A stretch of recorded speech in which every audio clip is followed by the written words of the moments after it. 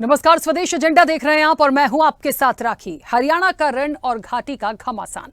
दो राज्यों के चुनाव परिणाम आ चुके हैं। हरियाणा विधानसभा चुनाव के नतीजों से हर कोई हैरान है, क्योंकि एग्जिट पोल के नतीजों ने कांग्रेस को वापसी की उम्मीदें दी थी, लेकिन नतीजों में इसका उल्टा ही हुआ। अब यहां लगातार तीसरी बार बीजेपी सरकार बनाने जा रही है। वहीं जम्मू कश्मीर में 10 साल बाद हुए विधानसभा चुनाव की तस्वीर साफ हो गई है। यहां नेशनल कॉन्फ्रेंस और कांग्रेस गठबंधन ने बहुमत का आंकड़ा छू लिया है। गठबंधन ने 48 सीटें जीती हैं, जबकि बीजेपी 29 सीटों पर ही जीत सकी है। हरियाणा चुनाव में आम आदमी पार्टी के नेता अरविंद केजरीवाल ने कई बड़े वादे किए थे, लेकिन सब धरे के धरे रह गए। हरियाणा में आम आदमी पार्टी के कई उम्मीदवारों की जमानत भी जब्त हो गई है। मैं समझता हूं उमर अब्दुल्ला जो है वो सीएम बने। चुनाव के नतीजे हम स्वीकार नहीं कर सकते। किसी भी चुनाव ओवर कॉन्फिडेंस मत करना।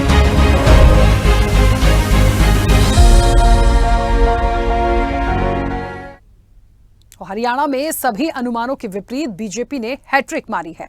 पार्टी तीसरी बार राज्य में सरकार बनाने जा रही है। 10 साल बाद वापसी की आस लगाए बैठी कांग्रेस को तगड़ा झटका लगा है। नतीजों को लेकर कांग्रेस ने आरोप प्रत्यारोप भी शुरू कर दिए हैं। कांग्रेस ने प्रेस कॉन्फ्रेंस कर चुनाव आयोग पर आरोप लगाया और कहा कि ये तंत्र की जीत है, लोकतंत्र की नहीं। करारी हार को लेकर कांग्रेस नेता पवन खेड़ा और जयराम रमेश ने आरोप लगाया कि हरियाणा के नतीजे बहुत अप्रत्याशित हैं, इसे हम स्वीकार नहीं कर सकते। कई जिलों से गंभीर शिकायत आई है।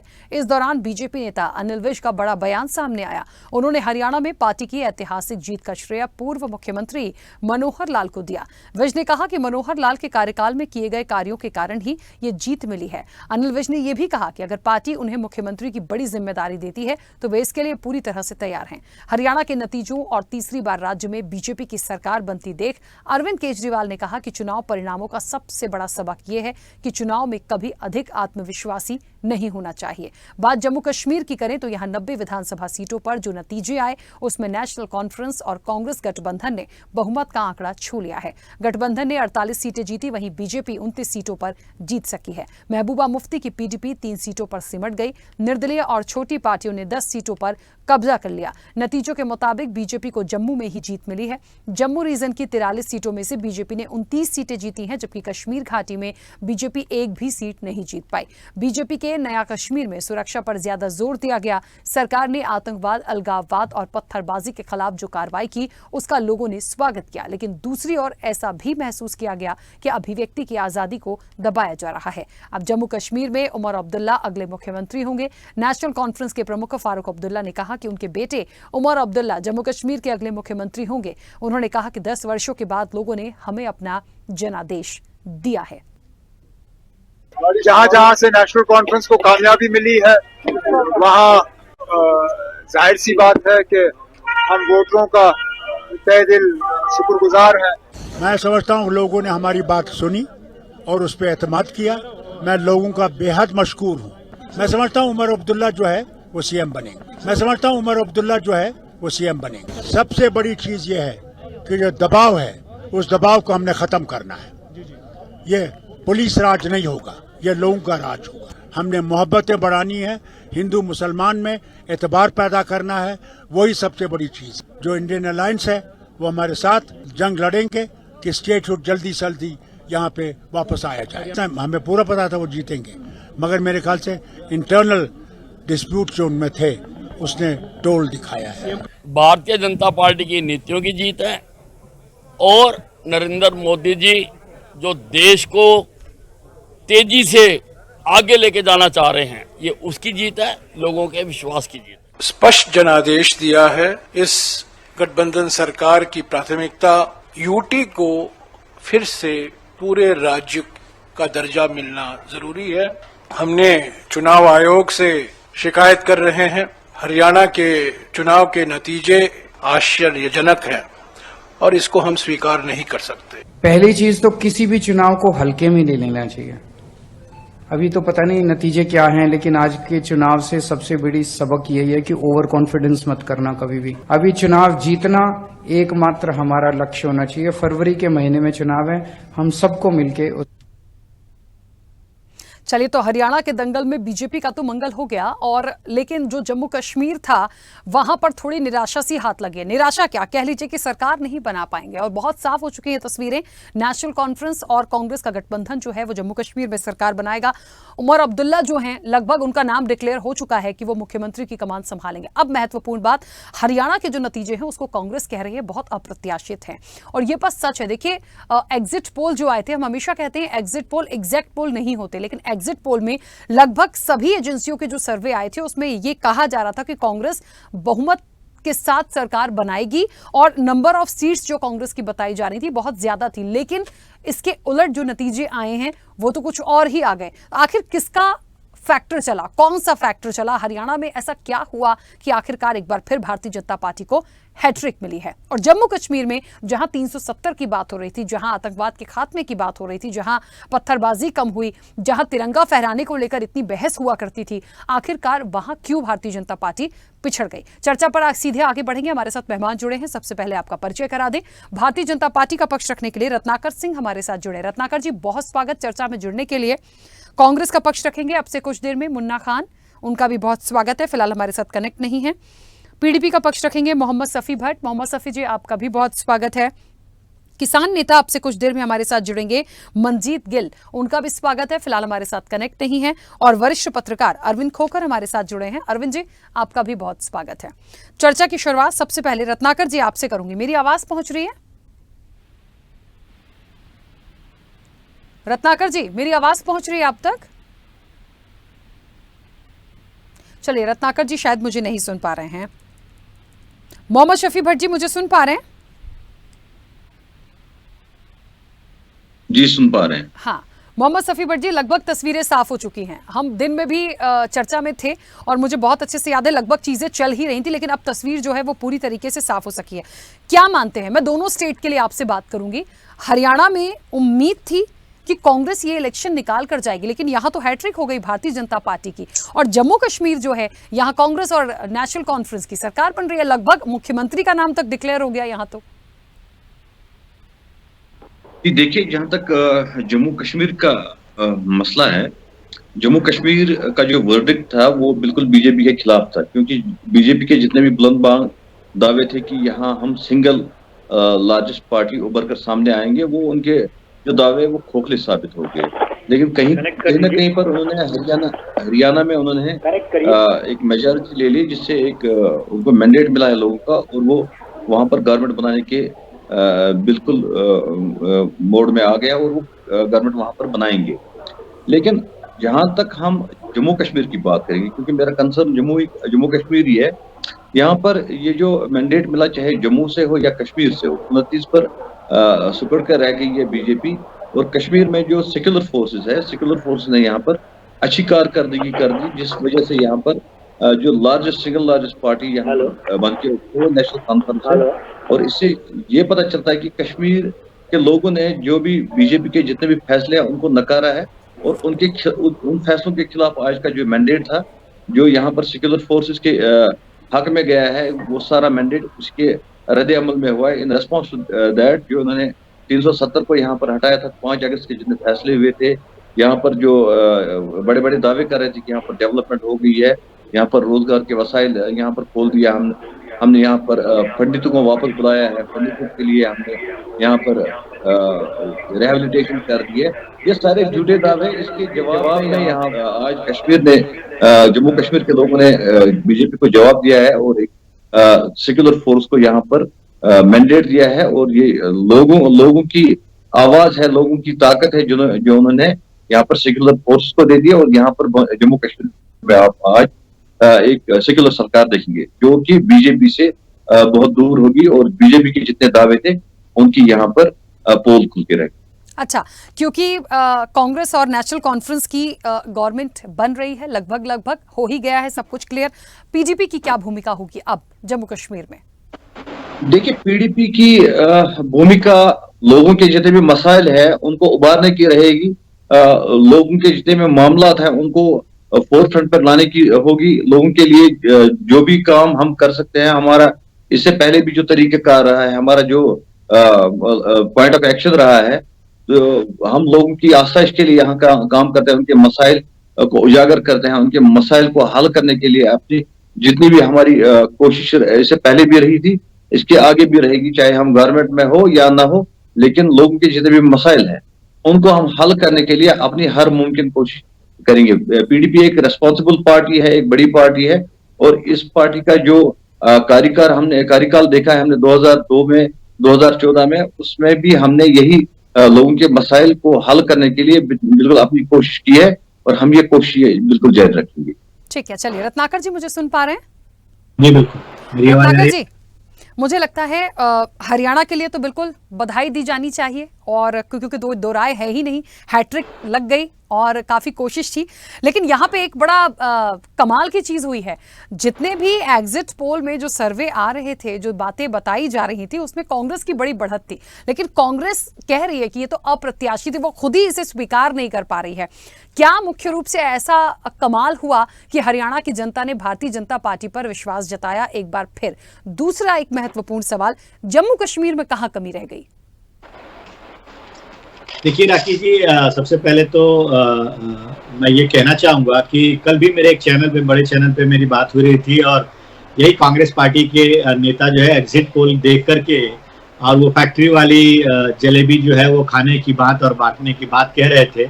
लेकिन मैंने उनको तभी भी कहा था कि आप थोड़ा इंतजार करिए, और इंतजार करेंगे, जब एग्जिट पोल की जगह एग्जैक्ट पोल आ जाएगा तो निश्चित रूप से नतीजे जो है वो, जो हमको भरोसा रहा है, हम अपने कामों पे, जो जनता के बीच में जाकर वहां पे काम किया गया है पिछले 10 सालों में, जो हमने काम किया, हमें पूरा विश्वास था कि जनता जरूर अपना आशीर्वाद देगी। तो वो हम जो आशीर्वाद जो है तीसरी बार, और यह जीत तो है, ऐतिहासिक जीत है, तीसरी बार कंटिन्यूअस भारतीय जनता पार्टी की सरकार वहां पे बनी। तो मैं हरियाणा की जनता को आपके चैनल के माध्यम से बहुत बहुत धन्यवाद और आभार प्रकट करना चाहता हूं। उन्होंने भारतीय जनता पार्टी के ऊपर फिर से एक बार विश्वास जताया, मोदी जी की नीतियों पे विश्वास जताया। और देखिए, सबसे बड़ा जो टर्निंग पॉइंट मैं कहूंगा राखी जी, अगर हरियाणा में कोई है तो वह मोदी जी की जो स्कीम्स हैं, चाहे वो महिलाओं के लिए है, किसानों के लिए है, नौजवानों के लिए है, ये सारे स्कीम्स जो केंद्र जो चला रही हैं, वो उसका फायदा जो है उनको मिला है। और जो ये लोग एक एजेंडा क्रिएट करने की कोशिश कर रहे थे, प्रोपेगेंडा क्रिएट करने की कोशिश कर रहे थे, और कह रहे थे कि किसान आपके खिलाफ है, नौजवान आपके खिलाफ है, पहलवान आपके खिलाफ है, वो सारा जो है झूठ साबित हुआ। आज सारा हर तबका जो है हरियाणा का हमारे साथ है, और यह दर्शाता है, इतनी ज्यादा बहुमत 50+ जो आना, ये अपने आप में दर्शाता है कि किस तरह से वो हमारे कामों से खुश है और विकास के कामों से खुश है।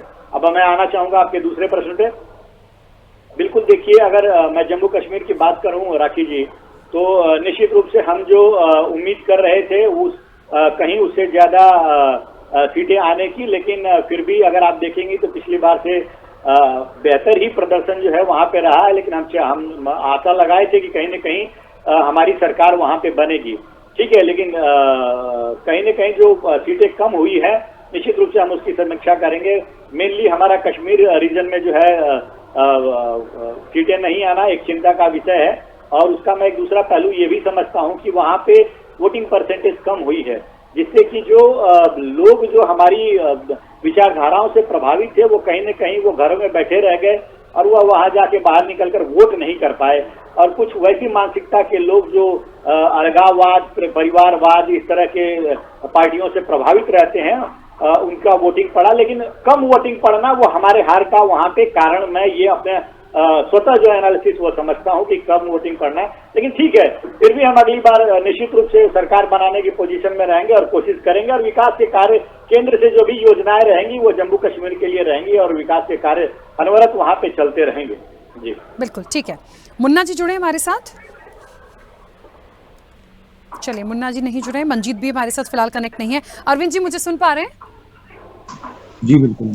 अरविंद जी, जो नतीजे आए हैं हरियाणा और जम्मू कश्मीर, मुझे लगता है सबसे पहले तो आपकी प्रतिक्रिया, क्योंकि घोषणा पत्र देखे, संकल्प पत्र देखे, सब लोग बात वही कर रहे थे, उसी शिक्षा की, वही बेरोजगारी की, वही बिजली की, और किसानों का मुद्दा अपने आप में बहुत महत्वपूर्ण नो डाउट इसमें था ही। जम्मू कश्मीर के परिप्रेक्ष्य में जाएं तो यहाँ पे विशेष राज्य का दर्जा, 370, पत्थरबाजी की घटनाएं कम होना, लाल चौक पे तिरंगा किसने फहरवाया, मतलब ये सारा डिस्कशंस आया इलेक्शन के पहले। लेकिन जो नतीजे आए हैं वो जो दिखा रहे हैं उस पर सबसे पहले आपकी प्रतिक्रिया।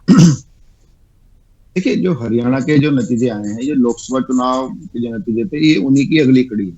देखिए, लोकसभा चुनाव में जिस तरह बीजेपी खुद से हारी थी, वो कांग्रेस या इंडी गठबंधन या इंडिया गठबंधन की हराई कांग्रेस बीजेपी नहीं थी। जो 400 सीट का जो नैरेटिव था, 244 पे सिमटा था, वो बीजेपी के जो घमंड था, बीजेपी का जो गलत चुनाव के जो गलत उम्मीदवारों का चयन था, बीजेपी के अपने कार्यकर्ताओं के नाराजगी, वोट देने ना निकलना, नड्डा का चुनाव के दौरान ये कि आरएसएस की जरूरत नहीं है, वो उसका परिणाम है। इंडिया गठबंधन का उसमें कहीं कोई योगदान नहीं था। इसी का जो परिणाम है, उसके बाद जो इंडिया गठबंधन ने इसको समझा कि एक तरह से जिस तरह देश भर में प्रोजेक्शन कोशिश करने होगी कि हिंदुओं की हार है, खास करके जो अयोध्या में जो फैजाबाद सीट थी उसकी जो आज, उसके बाद जिस तरह से अखिलेश यादव ने वहां के सांसद को अयोध्या का राजा बताया, तो वो एक धीरे धीरे घर कर रहा था। और जिस तरह विदेश की घटना भी हुई है कि कटोगे तो बटोगे, योगी ने भी वहां लगातार, देखिए आप एक आंकड़ा उठा के देखिए, जिन जिन विधानसभा सीटों पे हरियाणा में योगी ने प्रचार किया है, वहां पर बीजेपी ने प्रचार अपना जो प्रदर्शन है बेट ठीक किया, वहां मैसेज बीजेपी देने में सफल हो गई कि बटोगे तो बटोगे। अब इसको आप कुछ भी समझ लीजिए। और दूसरी बात है, देखिए कांग्रेस जो हारी है, वहां जो कांग्रेस की जो दुर्गति हुई है, जो वो हारी है शैलजा ग्रुप। शैलजा जो कैंप है, जिसको उसने लगातार चुनाव के दौरान प्रदर्शन अपना किया है कि दलित मतदाता पूरी तरह से कांग्रेस के साथ नहीं है, उसका बहुत भारी खामियाजा जो है कांग्रेस को उठाना पड़ा। लगभग 10 सीटों पे दलित वोट जो है, जो खास करके उस जाति से आते हैं जिस जाति की कुमार शैलजा है, वो वोट वहां से खिसके हैं, वो बीजेपी की तरफ गए हैं। वो खामियाजा कांग्रेस को बहुत भारी पड़ा है। और लगभग ये देखिए, वोट परसेंटेज में कोई खास फर्क नहीं है बीजेपी और जो कांग्रेस हरियाणा में आया है, लेकिन फर्क आ गया जो शिफ्ट हुआ है इसके अंदर से। और दूसरे देखिए, बीजेपी चुनाव को बहुत अच्छी तरह से मैनेज करते हैं, कार्यकर्ता का ध्यान रखा, लोग अपने लोगों को नाराज भी नहीं होने दिया। और कांग्रेस ने एक बहुत बड़ी गलती और की थी, जो विनेश फोगाट को जिन्होंने जिस बड़े शोर शराबे के साथ कांग्रेस में शामिल किया, उसके बाद से एक रिवर्स पोलराइजेशन कांग्रेस के खिलाफ शुरू हुआ था। देखिए, जिस जाति के विनेश फोगाट है, उसी जाति के हुड्डा जी हैं, तो उसके बाद विनेश फोगाट की कांग्रेस को जरूरत नहीं थी। विनेश फोगाट को जो है, भले ही कांग्रेस की जरूरत, लेकिन कांग्रेस को विनेश फोगाट की जरूरत नहीं थी। विनेश फोगाट को जिस तरह से कांग्रेस लेकर के आई, उससे दूसरे तबके में एक मैसेज चला गया कि अननेसेसरी। देखिए, विनेश फोगाट की जो घटना थी, उससे जो मोदी को चिढ़ने वाला वर्ग है, उसको जरूर संतुष्टि मिलती थी कि 100 ग्राम से हार गई, लेकिन बीजेपी अब की बार ये मैसेज नीचे तक पहुंचाने में सफल रही कि इन खिलाड़ियों के लिए सब कुछ किया, उसके बावजूद भी मोदी के खिलाफ लगातार बोलते हैं। और मोदी की अब भी पॉपुलरिटी बाकी है। देखिए, आप उसको मोदी के खिलाफ आप कुछ भी कोई भी एनालिसिस कीजिए, लेकिन देश भर में मोदी की एक अपील अभी भी मौजूद है। लोकसभा चुनाव के बाद जिस तरह से मोदी के ऊपर लगातार अटैक हुए हैं, मोदी का मजाक उड़ाया गया। अब की बार देखिए, एक रणनीति और बीजेपी ने अपनाई है। अब की बार मोदी चुप रहे और बीजेपी भी चुप रही है। बड़ी खामोशी से उन्होंने काम किया। और अब की बार 4 रैली नरेंद्र मोदी ने जो हरियाणा में की है, चारों जहां रैली होती है, वहां पे बीजेपी की परफॉर्मेंस बेहद अच्छी रही है, सीटें जीती है। एक काम और कांग्रेस ने अब की बार किया, अपने सभी मौजूदा विधायकों का टिकट उन्होंने दिया, उनमें से 50% ज्यादा हार गए। कांग्रेस ने, मतलब बीजेपी ने अपने जो मौजूदा विधायक थे उनमें से 50% ज्यादा के टिकट काटे और जो नए लोगों को टिकट दिए, बीजेपी वहां जीती है। तो रणनीति की जीत है। और बार बीजेपी के कार्यकर्ता भी बूथ तक आए हैं, क्योंकि उनको पता था लोकसभा चुनाव के बाद जिस तरह से एक पूरे देश भर में नैरेटिव बनाने की कोशिश की गई कि हिंदुत्व पीछे जा रहा है, अब हिंदुत्व की जरूरत नहीं है, तो लगातार हार गया है। ये उसका नतीजा है। देखिए, ये चुनाव जो है कांग्रेस, बीजेपी जीती नहीं है, कांग्रेस हारी है। बीजेपी की मशीनरी वही है जो लोकसभा चुनाव था, लेकिन जो लोकसभा चुनाव में बीजेपी ने गलती की थी, गलती को बीजेपी ने सुधार लिया। तो कहते हैं रणनीतिक तरीके से उम्मीदवारों का चयन किया, जिनके टिकट काटने नायर सिंह सैनी को मुख्यमंत्री, नायर सिंह सैनी ने बेशानदार काम। देखिए, आप किसी को पसंद करो ना पसंद करो, नायर सिंह सैनी जिस तरह से जनता संवाद स्थापित किया, सभी वर्गों से स्थापित किया, उसका कहीं ना कहीं बीजेपी को फायदा हुआ। और जो शैलजा कैंप ने जो है, जिनको मुख्यमंत्री, जिनकी बड़ी इच्छा थी, बड़ी पुरानी इच्छा है कांग्रेस में मुख्यमंत्री बनने की, उस ग्रुप ने जिस तरह से उनको पीछे हट किया गया वहां, उसके बाद जो भीतरघात शैलजा ग्रुप ने किया है वहां दलित वोटों के अंदर, उसका नुकसान कांग्रेस को उठाना पड़ा है। और जो चौकड़ा कि 10 से लगातार तीसरी बार जो है बड़ी इतिहास रचा गया है कांग्रेस में। तो जबकि हरियाणा में तो परंपरा रही है कि एक बार एक पार्टी, दूसरी बार 5 साल दूसरी पार्टी, उसी स्थिति में लगातार 2 बार सरकार चलाने के बावजूद अगर बीजेपी वहां पर रिपीट कर रही है, तो बीजेपी की ऐतिहासिक रणनीतिक सफलता है। और कांग्रेस को अपने ऊपर पुनर्विचार जरूर करना चाहिए कि वो रणनीति क्या बनाता है। तो चाहती थी, देखिए सबसे हैरान करने वाली चीज मैं आपको बताऊं, कांग्रेस के सभी नेता, बड़े नेता थे हरियाणा के, वो चाहते थे कांग्रेस जीते तो सही, लेकिन जीत का जो मार्जिन है वो कम रहे, ताकि मुख्यमंत्री पद की जो गोटी है, या मुख्यमंत्री की बार्गेनिंग है, उनके हाथ में रहे। और जब 2 बड़े कैंप इस रणनीति में लगे हो, कांग्रेस जीत जाए, लेकिन जैसे टेलर से कपड़े सिलवाए जाते हैं कि भाई यहाँ पे इसको यहाँ पे कूलर लगा देना, यहाँ जेब लगा देना, तो उसमें नुकसान कांग्रेस को हुआ। कि दोनों कैंप की ये कोशिश थी कि जीत भले जाए भी कांग्रेस, लेकिन कांग्रेस की जीत है इसके बारे में होना हो जाए कि आला कमान फैसला दिल्ली से बैठ करके बिल्कुल, मुख्यमंत्री ठीक है। कर पाए। इसी का भुगता इसी का ठीक जो है। है कांग्रेस। बिल्कुल अरविंद जी, मेरा रिक्वेस्ट है, बाकी जो हमारे मेहमान अभी इस चर्चा में जुड़े हैं, प्लीज आप लोग का माइक किसी का शायद चालू है, प्लीज उसको म्यूट कर लिया करिए, क्योंकि जो दूसरे गेस्ट बोल रहे हैं ना उसमें बहुत ज्यादा डिस्टर्बेंस आता है। प्लीज जिस किसी का भी माइक ऑन है उसको म्यूट कर लीजिए। मैं जिनसे सवाल कर रही हूँ प्लीज वही बोले, इट्स ए रिक्वेस्ट। ठीक है अरविंद जी, वापस आऊंगी। मुन्ना जी भी हमारे साथ जुड़ गए। मुन्ना जी मुझे सुन पा रहे हैं? नमस्कार। हाँ बिल्कुल सुन पा रहा हूँ। बिल्कुल। मुन्ना जी, क्या हो गया हरियाणा में? यहाँ तो एग्जिट पोल बहुत कुछ बता रहे थे और जम्मू कश्मीर में कुछ और हो रहा था, लेकिन वहां मतलब एकदम जस्ट अपोजिट हुआ। जम्मू कश्मीर तो आप जीत कर चले गए, लेकिन मुझे ऐसा लग रहा है कि हरियाणा में क्या हो गया, कहाँ कमी रह गई? देखिए, आज कई न्यूज चैनल पे मैंने ये कहा कि कांग्रेस पार्टी सिर्फ भारतीय जनता पार्टी से नहीं लड़ रही। कांग्रेस पार्टी कहीं ना कहीं भारतीय जनता पार्टी के 5 सिस्टम से लड़ रही है। भारतीय जनता पार्टी के मसल से, पावर से, पैसे से, मीडिया से, मशीन से, ये हमारी लड़ाई 6 से हो रही थी। तो कहीं ना कहीं जनता जनार्दन का आशीर्वाद है, ये तो स्वीकार करना पड़ेगा। लोकतंत्र ने जो जनादेश भारतीय जनता पार्टी को दिया है उसके लिए बहुत बहुत शुभकामनाएं। कहीं ना कहीं हो सकता हो कि कांग्रेस से चूक हुई होगी, ये मंथन का विषय है। शीर्ष नेतृत्व मंथन करे कि हम जीतते जीते कहाँ हार गए। जिस तरीके से आज सुबह 7 बजे से मैं सभी न्यूज चैनल पे आया हूँ। मैं 7 बजे से जो रुझान 74 से प्लस सीटों की कांग्रेस पार्टी की दिखा रही थी, अचानक से 9:30 बजे के बाद ऐसा क्या हो गया जो परिणाम उल्टे आने शुरू हुए। दूसरी जो सबसे बड़ी बात है, जो शक की बात है, कहीं ना कहीं चुनाव आयोग जो 2 घंटे तक लगातार जो चुनाव आयोग का डाटा नहीं आया, ये भी एक संदेह कुछ न कुछ कहीं ना कहीं हो सकता है। देखिए, हमारे एक प्रोफेसर थे, वो कहते थे कि बगैर कारण के टिटी नहीं लगते। तो कहीं ना कहीं कुछ तो टिटी लगा है किसी कारण के वजह से। दूसरी बात मैं ये कह रहा हूँ कि भारतीय जनता पार्टी बार बार कह रही है कि विकास पे बात हुई, नायाब सिंह सैनी ने अच्छा काम किया। अगर नायाब सिंह सैनी या खट्टर जी अच्छा काम करते तो मैं समझता हूँ हरियाणा में 2 बार लगातार आपको मुख्यमंत्री बदलने की जरूरत नहीं पड़ती। दूसरी बात, जो मुद्दे वहां चल रहे थे हरियाणा में, वो कहीं ना कहीं किसान, जवान और पहलवान, 3 मुद्दे थे जो गहन मुद्दे थे, जिन मुद्दों को लेकर के कांग्रेस पार्टी ने वहां चुनाव लड़ा। कांग्रेस पार्टी के शीर्ष नेतृत्व ने आदेश दिया था कि जो भी कार्य करता है वो ब्लॉक स्तर तक जाके ये संवाद करे, लोगों से संवाद करे, लोगों के पास कार्यकर्ता पहुंचे भी। और कहा भी उन्होंने कि 2005 से 2014 का जो शासनकाल था, हुड्डा जी के नेतृत्व में जो कांग्रेस की सरकार चली, उसके अंदर जो युवाओं के रोजगार की बात हो, किसान की आय की बात हो, महिलाओं की सुरक्षा की बात हो, व्यापारियों के व्यापार की बात हो, तो उसे जवाब ये आता था, नहीं 2005 से 2014 तक बहुत ही अच्छा शासन रहा और यहाँ युवा खुशहाल थे, युवाओं को रोजगार मिल रहा था, किसान भी खुशहाल थे, किसान की भी आय भी बढ़ रही थी, महिलाओं को सुरक्षा भी मिल रहे थे, व्यापारियों के व्यापार अच्छे चल रहे थे। लेकिन अचानक से ऐसा क्या हो गया कि 2024 में हम जीतते जीतते हार गए। कहीं ना कहीं ये चिंता का विषय है और ये देखने वाली बात है। बार बार रुझानों के बाद देखिए, आप जैसे पत्रकार, जो सीनियर पत्रकार है, सभी ने ये कहा कि कांग्रेस पार्टी की सरकार हरियाणा में बन रही है। किसी ने भी ये नहीं कहा नहीं बन रही। इंटरनल सर्वे भी बता रहे थे, जो एग्जिट पोल थे वो भी बता रहे थे। लेकिन अचानक ऐसा क्या हो गया, ये बहुत ही सोचने की विषय और सोचा जाएगा, क्योंकि बार बार ये हो रहा है। एक मध्य प्रदेश में, दूसरी बात मैं कह रहा हूँ ये हरियाणा में, तो ये एक चिंता का विषय है और चिंता करने की जरूरत है। चिंतन मंथन होगी। अभी शीर्ष नेतृत्व की बैठक है, चूक कहाँ हुई वो देखने वाली बात। अच्छा, एक बात और है, जम्मू कश्मीर के लिए भी थोड़ा सा आपसे बात करना चाहती हूँ, क्योंकि मैं आज दिन भर इस चर्चा में रही हूँ।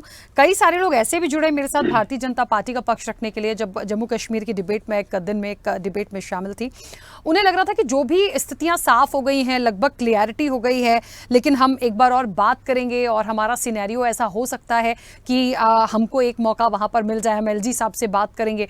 तो मुझे वो सुन के यही लग रहा था कि फिर यदि ये स्थिति पे भी भारतीय जनता पार्टी अप्रोच कर सकती है तो ये जो बहुमत आया उसका क्या होगा? देखिए, पहली बात तो यह है कि जिस तरीके से वहां गुब्बारे फोड़े जाते थे कि विकास की गंगा जम्मू एंड कश्मीर में बह रही है, तो मैं समझता हूं विकास की गंगा अगर बहती तो कहीं ना कहीं भारतीय जनता पार्टी को कश्मीर में लगभग 1-2 सीटें तो जरूर मिलती।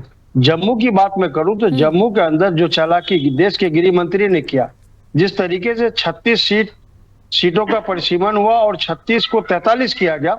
वहां भी कहीं ना कहीं एक राज छिपे हुए थे और कश्मीर के अंदर जो 46 सीटें थी उसमें सिर्फ एक सीट बढ़ाया गया। तो मंशा भारतीय जनता पार्टी की पहले ही साफ थी कि उसे क्या करना है। दूसरी बात, उसमें भी सफल नहीं रहे। जम्मू एंड कश्मीर की जनता समझ चुकी थी कि 10 साल से जो चुनाव नहीं हुए और कहीं विकास नहीं हुए, युवा बेरोजगार है, जिस बॉर्डर की बात ठीक है मुन्ना जी, चलिए कुछ नेटवर्क इशू है, शायद आपकी आवाज एकदम से डिस्कनेक्ट हुई है। दोबारा से आऊंगी आपके पास। मंजीत जी मुझे सुन पा रहे हैं? Sorry ma'am. मंजीत जी? जी मैम। मंजीत जी मैं आपको नहीं सुन पा रही हूँ, आप मुझे सुन पा रहे हैं? हाँ जी मैम, सुन पा रहा हूँ। ठीक है, आपकी आवाज बहुत कम आ रही है, प्लीज थोड़ा सा फोन के पास या तो आप आके बात कीजिए, क्योंकि बहुत ज्यादा ही कम आवाज आपकी मुझ तक पहुंच रही है। सवाल मेरा यह है कि आप एक किसान नेता हैं, मैं दोनों ही जगह की बात करूंगी। पहले हरियाणा में आती हूँ, क्योंकि यहाँ का तो मूल मुद्दा, एक सबसे बड़ा मुद्दा किसान थे ही और हमेशा से रहे हैं। ऐसा क्या हुआ और जो सरकार आई है, सबसे पहले आपकी प्रतिक्रिया नतीजों पर। देखो मैम, ऐसे है, जो सरकार आई है, चाहे वो हरियाणा में आई है, चाहे वो J&K में आई है, वो लोगों का मैंडेट है। जैसे जनता जनार्दन ने सोचा होगा वो सही हुआ होगा। पर अगर हम इसके पूरे परिप्रेक्ष्य में जाएंगे तो मैं इसमें ये कहना चाहता हूँ कि जो हमारे हरियाणा में श्री नायब सैनी जी, जो हो सकता है भावी मुख्यमंत्री हों, उनका कल भी एक बयान आया था जिसमें वो कह रहे थे, चाहे वो देश का टोटल मीडिया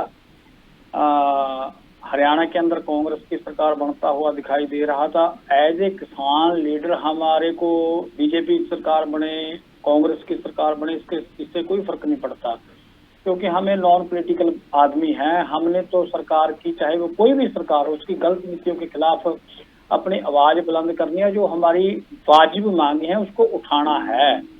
तो हम आपसे ये कहना चाहते हैं कि जो नायब सैनी जी का बयान था, उससे ये कहीं ना कहीं सहजे हम अनुमान लगा सकते हैं कि उन्होंने बोला था, पहले ही बोल दिया कि जब कल रिजल्ट आएंगे तो ये ईवीएम के ऊपर सवाल उठाएंगे। उनको क्या सपना आ गया कि ईवीएम के ऊपर सवाल उठेंगे?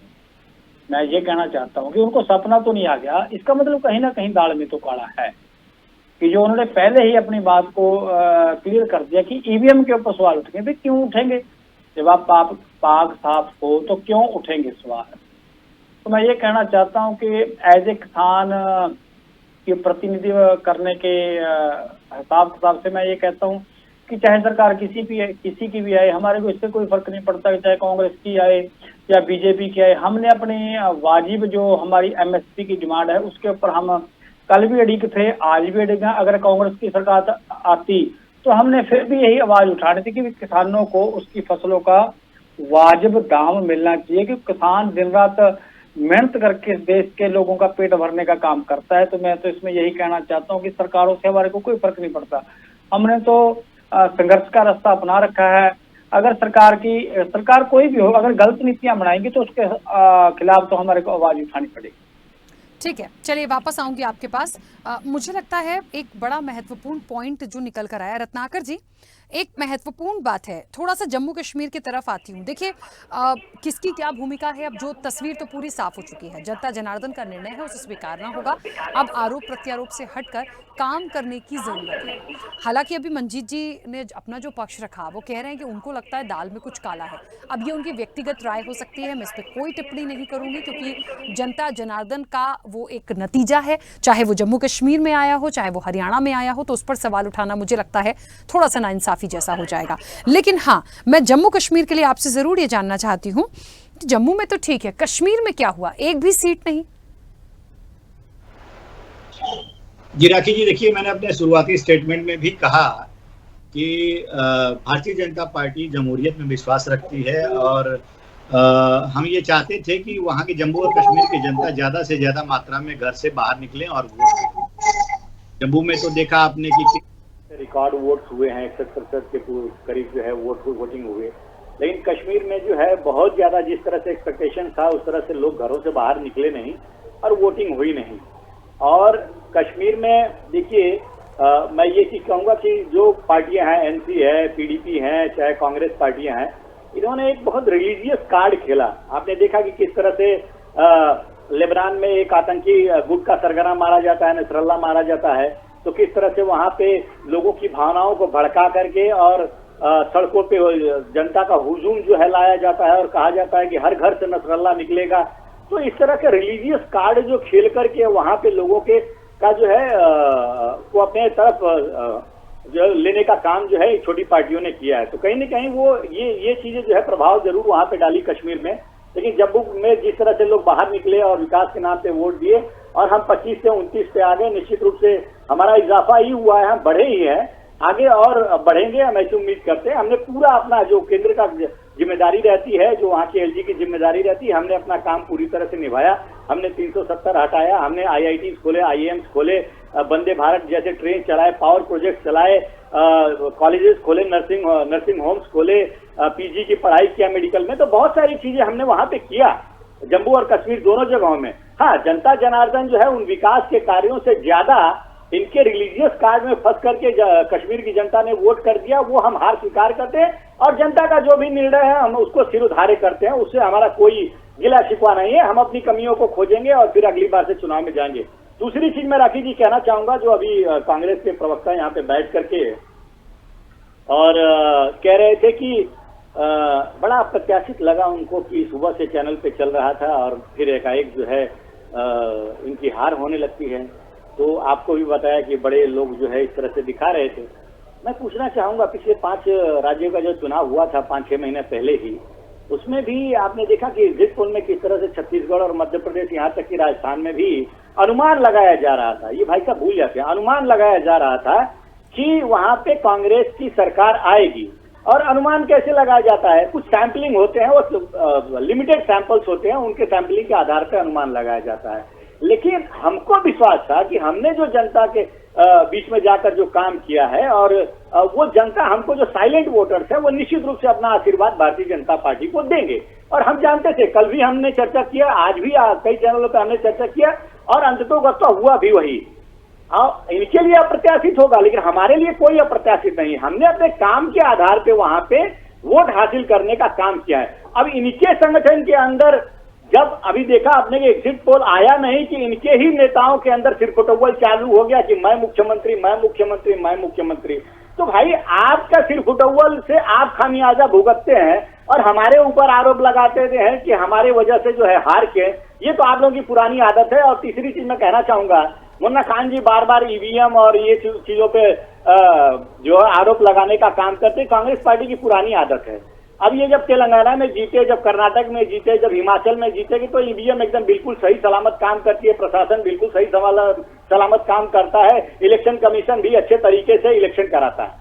लेकिन जब इनकी कहीं दूसरे राज्यों में हार होती है तो वही ठीकरा जो है EVM पे फोड़ना शुरू करते हैं, इलेक्शन कमीशन पे और प्रशासन पे फोड़ना शुरू करते हैं। ये इनकी पुरानी आदत है और जनता जानती भी है। अरे आप अपने अंदर इंट्रोस्पेक्शन करिए, आपकी रणनीतियां कहाँ कमियां हैं वो देखिए, जनता के बीच जाइए। आप फैक्ट्री से जिलेबी खाली का ख्वाब दिखाएंगे कि फैक्ट्री से जिलेबी बनेगी और आपको मिलेगा, वो जनता समझदार है। हरियाणा और कश्मीर की जनता मूर्ख नहीं है, वो समझदार है और पूरे देश की जनता समझदार है। वो जानती है कि क्या करना है क्या नहीं करना है। ठीक है। और दूसरी चीज देखिए, मैंने राखी जी ये आरोप तो लगा रहे हैं बाकी नौजवान की, किसान की और पहलवान की बात कर रहे थे। ये नतीजे इनको आईना दिखाता है। ये नतीजे इनको आईना ये दिखाता है कि पहलवान भी हमारे साथ थे, किसान भी हमारे साथ थे और नौजवान भी हमारे साथ थे। किसान के लिए जो भारतीय जनता पार्टी की नीतियां रही हैं, MSP उनको आज भी मिल रहा है।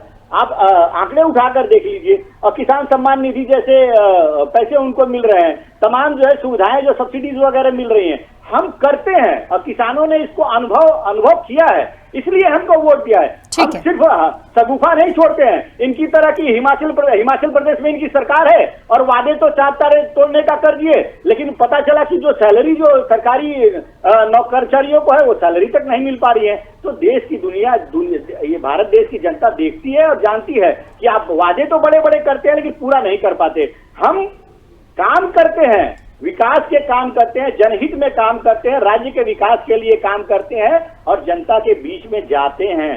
तब जनता का आशीर्वाद हमें मिलता है। आपके आरोप लगाने मात्र से चीजें नहीं हो जाती कि झूठा आरोप लगा देंगे संविधान खतरे में है, आरक्षण खतरे में है, उससे जनता बरगलाने वाली नहीं है। कुछ समय तक आप उनको मूर्ख बना सकते हैं, हमेशा के लिए नहीं मूर्ख बना सकते।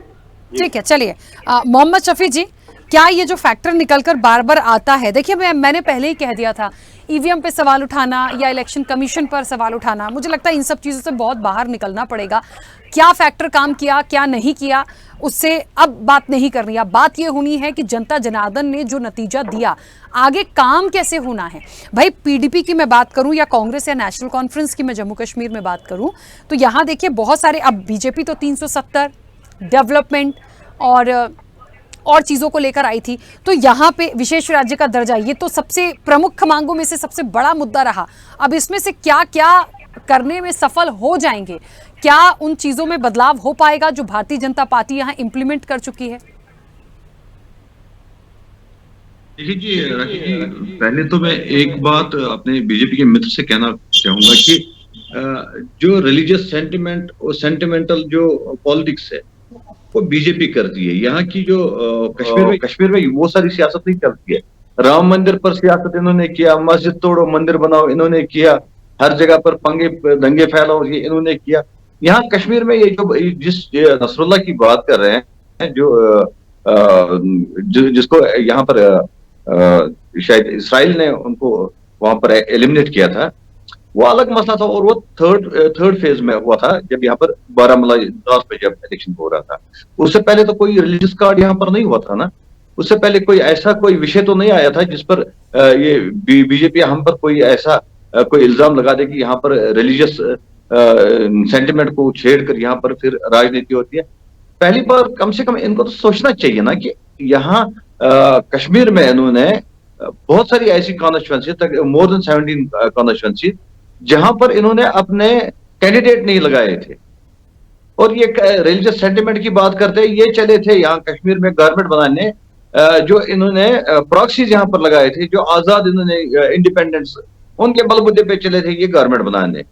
जम्मू में इन्होंने अच्छा परफॉर्म किया तो अच्छी बात है, हम उनको बधाई देते हैं। लेकिन कश्मीर में जिनके सहारे, जिनके बल पे ये चले थे, वो तो सारे, उनकी तो हवा निकल गई। यहाँ पर लोगों ने बता दिया कि बीजेपी की जो जितनी भी उनकी पॉलिसीज है, जो उन्होंने काम किए हैं, वो कश्मीरी पसंद नहीं करते हैं। हमारे पास और कोई चीज है ही नहीं जिससे हम अपना आक्रोश, अपना गुस्सा और अपना जितने हमारी परेशानी है, और क्या हमारे पास बस एक चीज है जो वोट है, जिसका आज हमने इस्तेमाल किया। और बीजेपी को हमने बता दिया कि आपकी पॉलिसीज हमें पसंद नहीं है। जो आपका डेवलपमेंट का नारा, सबका साथ सबका विकास, यहाँ नहीं चला इनका। पहले विकास की बात करते हैं। मैं अक्सर आपके डिबेट्स में भी राखी जी पूछता हूं उनसे कि आप मुझे बताइए, आपने एम्प्लॉयमेंट के कितने अवसर यहाँ पर जनरेट किए, आपने कितनी फैक्ट्रीज यहाँ पर लगाई, कितने कारखाने यहाँ पर लगाए, कितने जो बेरोजगार नौजवान हैं उनके लिए आपने कितने अवसर यहाँ पर पैदा किए? कोई नहीं, कोई इंस्टीट्यूशन बिल्डिंग नहीं हुई। या आप बड़े बड़े दावे ये नहीं चलते हैं कश्मीरी, अगर इनके जो खोखले नारे थे, अगर इनसे वो प्रभावित होते, तब बीजेपी को फिर बैसाखी के बलबूते पे यहाँ नहीं आना पड़ता, इनको इंडिपेंडेंस यहाँ पर नहीं रखने पड़ते, बल्कि ये खुद आके यहाँ पर इलेक्शन लड़ते। अब ईवीएम की बात हम करते हैं। ईवीएम देखिए, ईवीएम यहाँ पर जम्मू कश्मीर के जो यूटी है, यहाँ पर जो इलेक्शन हुआ है, हर एक यहाँ पर परसेंटेज की अगर हम बात करें, इससे पहले जो 2014-2008 में यहाँ पर परसेंटेज हुई थी, उससे बहुत ही अच्छी परसेंटेज हुई थी। और मुझे लगता है कि ये एक एनकरेजिंग चीज है। लोगों को इसके लिए बधाई देनी चाहिए कि वो घरों से बाहर निकले और डेमोक्रेटिक प्रोसेस पे, डेमोक्रेटिक सिस्टम पे उन्होंने अपना जो भरोसा जताया है। इसके लिए उनको इल्जाम ये लगाना कि आप रिलीजियस सेंटिमेंट को, आपने जी मजहबी जो जज्बात है उसमें आकर आपने वोट किया बीजेपी के खिलाफ। पहले बताइए मुझे, इनका था कौन जिनके खिलाफ यहाँ वोट करते? यहाँ पर पार्टियां 3 लड़ रही थी, पीडीपी, एनसी और कांग्रेस लड़ रही थी, बाकी सारे इनके प्रॉक्सी लड़ रहे थे। एक कॉन्स्टिट्यूंसी में 15-15, 20-20 प्रॉक्सी थे जो इन 3 पार्टियों के खिलाफ लड़ रहे थे। अब ये रिलीजियस सेंटिमेंट का ये नारा देना, ये पूरे मुल्क को, पूरे देश को ये एक मिसलीड कर रहे हैं, मैनिपुलेशन हो रही है यहाँ पर। ये चीजें अच्छी नहीं है। हम यहाँ एक डेमोक्रेटिक सेटअप में रह रहे हैं। यहाँ पर इंडिया दुनिया की सबसे बड़ी डेमोक्रेसी है। कम से कम इतना तो स्पेस देनी चाहिए ना यहाँ की जो डेमोक्रेटिक पार्टीज है, कि वो अपना अच्छे से परफॉर्म करें। उनके लिए एक ऐसा फील्ड होना चाहिए जहां पर उनको कोई फिर मैनिपुलेट ना कर दे। तो मैनिपुलेशन चल रही है यहाँ। अब जो यहाँ पर सारा हो गया, यहाँ इलेक्शन हो गया, बढ़िया हो गया, अच्छे से हो गया, कोई ऐसी अप्रिय कोई घटना नहीं होगी, जिससे हम बधाई देते हैं। इलेक्शन कमीशन ऑफ इंडिया है, उनको बधाई देते हैं। गवर्नमेंट ऑफ इंडिया ने अच्छा काम किया यहाँ पर, इलेक्शन पीसफुली हुए यहाँ पर, और जो रिजल्ट्स है उनको आप खुले मन से इनको भी स्वीकार करना चाहिए। और जो यहाँ पर आने वाली गवर्नमेंट है उसका इनको सपोर्ट करना चाहिए, क्योंकि सेंटर में यही बैठे हैं, बीजेपी बैठी है। जितना ये यहाँ की लोकल गवर्नमेंट को, यूटी की गवर्नमेंट को जितना एनकरेज करेंगे, जितना उनको सपोर्ट करेंगे, उतना ये देश के हित में होगा। ये कश्मीर के हित में बीच में रोकूंगी। ठीक है अरविंद जी, देखिए सब अब अपनी अपनी बात करेंगे। जो होना था हो चुका है, जो सीट्स आनी थी आ चुकी हैं और बहुत क्लियरिटी के साथ आई हैं। मैं आपसे ना हरियाणा में जेजेपी को लेकर एक सवाल करना चाहती हूँ। मुझे लगता है बिल्कुल जीरो हो जाना, कुछ भी ना आना, मतलब सीधा सीधा जो फाइट हुआ वो बीजेपी कांग्रेस के बीच हुआ, जो कहा भी जा रहा था। लेकिन ये एक फैक्टर था कि एक महत्वपूर्ण भूमिका जेजेपी की हो सकती थी। क्या मानते हैं कि ये एकदम से पूरा ही सुपड़ा साफ हो जाने के पीछे एक मुख्य वजह क्या हो सकती है? देखिए, पिछले कुछ समय से जो मतदाता है वो बेहद सावधानी से और बेहद जिसको कहते हैं कि समझदारी से अपना फैसला देते हैं। और एक ट्रेंड और भी है, जहां जहां कांग्रेस और बीजेपी की सीधी टक्कर होती है, वहां पे जो रीजनल और छोटी पार्टियां साफ हो जाती हैं। इससे पहले छत्तीसगढ़ में देखा आपने, मध्य प्रदेश में देखा, अब यहाँ देखा आपने। जहां जहां कांग्रेस और बीजेपी की सीधी फाइट होगी और जबरदस्त फाइट होगी, वहां छोटी पार्टियां, रीजनल पार्टियां साफ हो जाती है, क्योंकि उनके वोटर या तो इधर या इधर चले जाते हैं। तो देखिए, जो मतदाता है, मतदाता इस देखिए आपको बताऊं, जो अभी जो जेजेपी की जो बात थी, पिछली बार जो जेजेपी को जो वोट मिले थे वो मोदी के विरोध या मतलब बीजेपी के जो विरोध वोट थे, वो विरोध वोट का एक हिस्सा उनको गया था। अब की बात, क्योंकि उन्होंने फिर बीजेपी के साथ सरकार बनाई, तो उसके बाद जो बीजेपी से समर्थक या बीजेपी के जो नाराज मतदाता है, उसलिए उन्होंने अब की बार उसको ना दे करके वो वोट या तो कांग्रेस की तरफ शिफ्ट हो गए हैं या बीजेपी की तरफ शिफ्ट हो गए हैं। तो जेजेपी को उन्होंने बिल्कुल नहीं चुना। इसीलिए जेजेपी और एनएलडी दोनों साफ हो, हरियाणा की प्रदेश से लगभग वो साफ हो गई है, उनको वोट परसेंटेज में बिल्कुल खास नहीं आया। और देखिए, ठीक इसी तरह से देखिए, मैं आपको जो दो मुद्दे की बात हम कर रहे हैं, जो किसान और जवान का मुद्दा, हरियाणा विधानसभा चुनाव में एक बड़ा किसान नेता चुनाव लड़ा है, दो लड़े हैं, लेकिन एक तो बड़ा चेहरा है, बड़ा जो किसान आंदोलन में सभी में रहता है, उसको 1100 वोट मिले हैं और दूसरे किसान नेता को 800 वोट मिले हैं। तो इसका मतलब ये जो मुद्दे हैं, मुद्दे भले ही एक तो इतने बड़े मुद्दे नहीं है, ये जितना बड़ा इनको मुद्दा है कांग्रेस या मतलब इनके जो समर्थक जो लोग हैं वो बताते हैं इतना बड़ा मुद्दा नहीं है, लेकिन जो मुद्दा है उस मुद्दे को भुनाने में भी कांग्रेस विफल रही है। कांग्रेस की पूरी रणनीति, विपक्ष की पूरी रणनीति ये रहती है कि 10 साल बीजेपी को हो गए, अब लोग हमें चुन लेंगे। तुम विश्वास दिलाओगे जो कांग्रेस बीजेपी के रहते जो गलतियां हो रही हैं या बीजेपी के रहते जो कमियां रहेगी, तुम उनको दूर करोगे। तुम ये मान के चल लेते हो कि बीजेपी को 10 साल हो गए, बीजेपी को 5 साल हो गए, अब तुम्हें चुनेंगे लोग, लोगों के पास मजबूरी है। अब लोग मजबूर नहीं है, अब लोग कहते हैं तुमसे ज्यादा मजबूर, हम तुम्हें ज्यादा मजबूर कर देंगे। अब लोग जितने मजबूर थे कांग्रेस से ज्यादा मजबूर हो गई, या फिर 5 साल विपक्ष में बैठना पड़ेगा। 5 साल विपक्ष में बैठने के, 15 साल लगातार विपक्ष में बैठने के बाद कांग्रेस का संगठन हरियाणा में कितना मजबूत रह पाएगा, जो पहले गुटबाजी में बटी है, सोचने वाली बात है। लेकिन जहां तक देखिए, आपको मैं बताऊं, मतदाताओं का देखिए समझदारी वाला फैसला कितना होता है। जम्मू कश्मीर के जो नतीजे आए हैं, जम्मू रीजन में जो कि हिंदू बाहुल्य क्षेत्र है, वहां पे बीजेपी पिछड़ी है। उसका कारण क्या है? देखिए, तो वहां पे जब से बीजेपी जो गवर्नर रूल वहां पे लगा है, गवर्नर रूल लगने के बाद से जो वहां पे जम्मू कश्मीर में परिपाटी होती थी कि सर्दियों में जो सरकार है जो वो जम्मू से और गर्मियों में श्रीनगर से चलती थी, बीजेपी ने आगे बंद कर दी, इसलिए जम्मू के लोग नाराज हैं। दूसरा, जो आतंकवाद है वो श्रीनगर से शिफ्ट होकर के अब जो आतंकवादी है जम्मू रीजन में आ गए हैं, इस वजह से जम्मू के लोग नाराज हैं। तीसरा जो कारण है, जो सबसे बड़ा कारण है, क्योंकि विपक्षी पार्टियों का तो वोट बैंक चुप रहती है, लेकिन बीजेपी की चुप्पी लोगों वहां खर गई। जो रोहिंग्या वहां बसे हुए हैं, वो रोहिंग्या जम्मू कश्मीर से श्रीनगर या दूसरे बारामूला वाले क्षेत्रों से निकल करके, श्रीनगर के पूरे क्षेत्र से निकल करके सारे के सारे जम्मू के क्षेत्रों में आ गए, और हर विधानसभा सीट पे इनकी बस्तियां, लगभग छोटी छोटी बस्तियां बस गई हैं, और छोटे छोटे अपराध वो कर रहे हैं। इस वजह से यही कारण रहा है कि वहां पे बीजेपी की हालत ये हुई है। नहीं तो जो बीजेपी की जो रणनीति थी, वो रणनीति यही थी कि जम्मू रीजन से हमारे पास सीटें आ जाएंगी, और श्रीनगर जो कश्मीर का जो रीजन है उनसे एनसी या पीडीपी के पास सीटें मिला के वहां पे बना लें, क्योंकि वहां पे कोई भी सरकार है, गवर्नर यूनियन टेरिटरी या केंद्र सरकार की सहायता के बिना कोई सरकार वहां चल नहीं पाएगी। लेकिन देखिए, बीजेपी ये जो मुद्दे हैं किसी दल ने नहीं उठाए, ना रोहिंग्या वाला मुद्दा उठाया, ना आतंकवाद वाला मुद्दा उठाया, ना जो सरकार जो रोटेशन से चलती थी, जो कार्यालय सरकार का चलता था, किसी पक्ष दल ने नहीं उठाया। लेकिन ये लोगों के मुद्दे थे, लोगों ने अपनी नाराजगी जाहिर की, बीजेपी वहां पे समेट दी गई है। यही कारण ठीक इसी तरह से जो हरियाणा में कांग्रेस समेट दी लोगों ने, कि लोगों को लगा कि कांग्रेस सिर्फ वो बातें कर रही है कि 10 साल इनको हो गए, मोदी को हटाओ, हिंदुत्व की हार हो गई, सब कुछ हो गया, ऐसा नहीं था। लोगों ने फिर समझदारी वाला फैसला किया और बीजेपी रिपीट कर गई, क्योंकि रणनीति बीजेपी ने बनाई। कांग्रेस की जो गुटबाजी है, और कांग्रेस की सिर्फ एक रणनीति कि 10 साल इसको हो गए, के वोट हमें मिल जाएंगे, वो नहीं मिले। यही कारण रही है कि नतीजे ये आए हैं। और जैसे आपके साथ चर्चा में लोकसभा चुनाव के बाद भी कहा था, विपक्ष का जिस तरह से नैरेटिव बनाया गया था चुनाव के बाद कि हिंदुत्व हार रहा है, वो हिंदुत्व की जो ये बीजेपी का वोटर इस चुनाव में दोबारा निकल के आया है, क्योंकि उसको लगा कि उनका ना निकलना कहीं ना कहीं हिंदुत्व को एक चोट पहुंचा रहा है, जो कि बीजेपी के पास लगभग देश भर में 30% वोट बीजेपी का कंसोलिडेट हो चुका है। जिस पार्टी का 30% के करीब वोट कंसोलिडेट हो गया हो, अगर वो सही रणनीति से काम करे तो उसको हराना मुश्किल हो जाता है। जी ठीक है, चलिए मंजीत जी, आवाज पहुंच रही है? मंजीत जी सुन पा रहे हैं मुझे? बिल्कुल सुन रहे हैं जी। मंजीत जी देखिए, बहुत सारी क्लियरिटीज हो चुकी हैं। अब अभी इस वक्त पे महत्वपूर्ण ये है कि जो मुख्य रूप से मांगे थी, जो मुद्दे हैं जिन पर प्रॉमिसेस करके एक बार फिर से ये तमाम लोग इस इलेक्शन में आए हैं, उस पर अब क्योंकि आप किसान नेता है, किसानों को लेके क्या मुख्य रूप से आपकी प्रमुख चीजें हैं जिनको आप एक उम्मीद करते हैं कि हरियाणा में भारतीय जनता पार्टी की सरकार उसको पूरा करेगी? देखो मैम, हम ये चाहते हैं कि आज धान का सीजन चल रहा है मंडियों के अंदर, और किसान की फसल मंडियों के अंदर आज जो दुर्दशा है आप भी देख रहे हैं और हम भी देख रहे हैं। तो हम तो आने वाली सरकार से यही उम्मीद करेंगे कि देश का किसान, प्रदेश का किसान अपनी फसल आसानी से बेच पाए और उसको कहीं दर बदर भटकना ना पड़े, यही हमारी प्रमुख मांग है। और देश के किसान की फसल जो इस आंदोलन का मुख्य केंद्र बिंदु है, जो हम चाहते हैं कि जो 2014 में बीजेपी सरकार ने, बीजेपी पार्टी ने सरकार में आने से पहले वादा किया था कि जब हम इस देश के अंदर अपनी सरकार बनाएंगे तो हर किसान की हर फसल एमएसपी के ऊपर खरीदेंगे, उसके लिए गारंटी कानून बनाएंगे।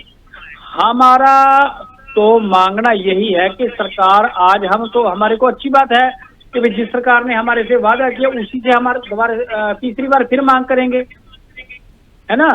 तो हम चाहते हैं कि जो इस पार्टी ने हमारे साथ वादे किए हैं उन वादों के ऊपर खरा उतरे और देश का किसान दर बदर ना भटके, उसकी फसल जो बड़ी खून पसीने की मेहनत से उगाई गई फसल है, जिससे देश के हजारों करोड़ों लोगों का पेट भरना है, उसको वाजिब मोल मिले। हालांकि जब हम देखते हैं कि देश का जो व्यापारी वर्ग है, हम किसी से ईर्ष्या नहीं करते, हम जब देखते हैं कि देश का व्यापारी है वो अपनी प्रोडक्ट का अपने हिसाब से दाम लगाता है, तो देश के किसान को क्यों ये हक नहीं दिया जाता? तो देश के किसान को क्यों ये हक नहीं दिया जाता कि वो अपने फसल का वाजिब दाम मांगे? भाई, हम तो सरकार से एमएसपी न्यूनतम फसल का मूल्य मांग रहे हैं, वो भी देने को सरकार में क्या दिक्कत है? तो हमारी आने वाली सरकार से यही मांग है कि देश का किसान, देश का अन्नदाता आपके राज में परेशान ना हो। ठीक है, और जाहिर तौर पे मुझे लगता है तमाम बातें हैं, क्योंकि एक बार फिर से हैट्रिक हुई है हरियाणा में, तो मुझे लगता है सरकार की भी जिम्मेदारी है कि कम से कम ये जो किसान हमेशा से एक बड़ा मुद्दा बने हैं, इनकी समस्याओं का समाधान हो जाए। और लगातार बॉर्डर्स पे जो हम देखते हैं ना, एकदम बड़े बड़े आंदोलन और ये तमाम चीज़ें, तस्वीरें अब दिखना बंद हो, क्योंकि एक बड़ा वर्ग है और बहुत सारी चीज़ों को लेकर मुझे लगता है सरकार की जिम्मेदारी है, उन्हें करना चाहिए। आपने मैडम पिछले समय में देखा हुआ है किसानों के ऊपर कैसे बर्बरतापूर्वक आंसू गैस के गोले छोड़े गए, कैसे सीधी टारगेट करके गोलियां मारी गई। हमारा मुद्दा, हम किसी दूसरे देश के वासी नहीं हैं, हम आतंकवादी नहीं हैं, हम इस देश का पेट भरने वाले लोग हैं। अगर तो हमारी वाजिब मांग भी गलत है तो सरकार बोल देगी कि आपकी मांग गलत है, हम उनसे पूछेंगे ना कि हमारी मांग कैसे गलत है। बात करने से समाधान निकलेगा, और मैं उम्मीद करती हूं, क्योंकि रत्नाकर जी भी यहाँ हैं, मुझे लगता है इस मंच के माध्यम से जो तमाम वरिष्ठ दिग्गज हैं जिनकी जिम्मेदारी है, क्योंकि हरियाणा में भारतीय जनता पार्टी की सरकार फिर से एक बार हैट्रिक देखिए, तो मुझे लगता है शायद इस मसले का इस बार निराकरण हो जाएगा तो बहुत अच्छा रहेगा। मुन्ना जी, अब जिम्मेदारी जम्मू कश्मीर संभालने की भी है, और हरियाणा में मैं जो नंबर ऑफ सीट्स आपका देख रही हूँ, मतलब ठीक है सरकार भले भारतीय जनता पार्टी की है, लेकिन नंबर ऑफ सीट्स खराब नहीं कह सकते हैं। ठीक है, अब अप्रत्याशित परिणाम आपके लिए होंगे, क्योंकि जहां जीत के दावे हो रहे थे वहां यदि हार मिलेगी तो उसे मान सकते हैं, लेकिन फिर भी एक अच्छा विपक्ष तो है, कम से कम बातें रखने के लिए, मुद्दे रखने के लिए। किसानों का अपने आप में बड़ा मुद्दा है, उन तमाम चीज़ों को सामने लाने के लिए, उनको चीज़ें प्रॉपर मिल जाएं, उनके सपोर्ट में आने के लिए तो बहुत मौके मिलेंगे। एक महत्वपूर्ण बात आपसे मुझे करनी है जम्मू कश्मीर की, बहुत सारे जो मुद्दे आए, 370 विशेष राज्य, ये तमाम चीजें लेके देखिए पीडीपी ने अपना स्टैंड बिल्कुल क्लियर कर दिया है, लेकिन जो चीजें प्रॉपर जम्मू कश्मीर में आ गई हैं या भारतीय जनता पार्टी जिनका क्रेडिट ले रही थी, उन चीजों को लेके आगे क्या होगा? बात है कि जम्मू एंड कश्मीर में जिस तरीके से भारतीय जनता पार्टी ने शुरू से रणनीति अपनाई, जिस तरीके से वहां के विधानसभा को परिसीमन किया गया, जिस तरीके से जम्मू में सीटें बढ़ाई गई और कश्मीर में आपने देखा सीट नहीं बढ़ी, तो ये कहीं ना कहीं भारतीय जनता पार्टी की मंशा साफ थी और ये वहां की जनता समझ चुकी थी। इसलिए आप देखिए जम्मू के अंदर 43 सीट होने के बाद भी भारतीय जनता पार्टी पे 28-29 सीटों पे फंस गई। ये इनकी ये मंशा थी कि कम से कम 43 सीट उधर से आ जाएंगे और जो रिजर्व सीट 5 सीट जो राज्यपाल जी के द्वारा है वो या नहीं तो पीडीपी के साथ मिलकर के हम सरकार बनाएंगे, वो मंशा ध्वस्त हो चुकी। दूसरी बात, जिस तरीके से ढोल लगाड़े बजे थे कि विकास की गंगा जम्मू एंड कश्मीर में बह गई, अब वहां बॉर्डर पे कोई भी घटनाएं नहीं घट रही, आतंकवादी घटनाएं नहीं घट रही, कोई आतंकवादी घुसपैठ नहीं कर रहा, ये इनका एक जवाब है, एक तरह से आप समझ लीजिए। दूसरा जवाब यह है कि जो 5 अगस्त के जो फैसले थे सरकार के, वो वहां के जनता ने नकार दिया। इन चीजों से वहां के जनता को कोई मतलब नहीं है। देखिए सबसे बड़ी बात है कि जिस तरीके से विकास की बात हो रही थी और विकास वहां हो जाती जम्मू कश्मीर में, तो मैं समझता हूं दोबारा से रिपीट भारतीय जनता पार्टी करती, लेकिन विकास वहां भी नहीं हुए, विकास हरियाणा में भी नहीं हुआ। आपने देखा लास्ट के चुनाव में योगी जी को उतारा गया और योगी जी ने कहा कि बटोगे तो कटोगे।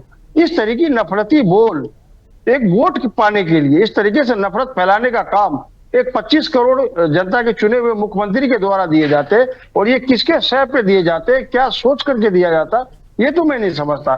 बाकी हरियाणा में मैं अभी भी कहूंगा कि विकास के नाम पे चुनाव नहीं जीता गया, कहीं न कहीं शमशान कब्रिस्तान पाकिस्तान और बटोगे तो कटोगे यही सारे मुद्दे आसपास घूमते रहे। अगर मैं हरियाणा की बात करूं तो हरियाणा में पीछे घोषणा पत्र है उसमें भारतीय जनता पार्टी ने कहा था कि हर डिस्ट्रिक्ट में हम एक मेडिकल कॉलेज खुलवाएंगे। एक भी ऐसा डिस्ट्रिक्ट भारतीय जनता पार्टी के प्रवक्ता बताए जहां कोई मेडिकल कॉलेज खुला हो। कई ऐसे मुद्दे हैं, कहना बेकार है, जीत गई तो जीते हुए को तो हम शहंशाही कहेंगे और जीत की मैं शुभकामनाएं देता हूं। विपक्ष में 5 साल और बैठने का मौका जनता ने दिया, मैं जनता के निर्णय को स्वीकार करता हूं और धन्यवाद करता हूं। देखिए, और मुझे लगता है इसके साथ साथ एक महत्वपूर्ण बात है, जो आ गया उसे स्वीकार करिए।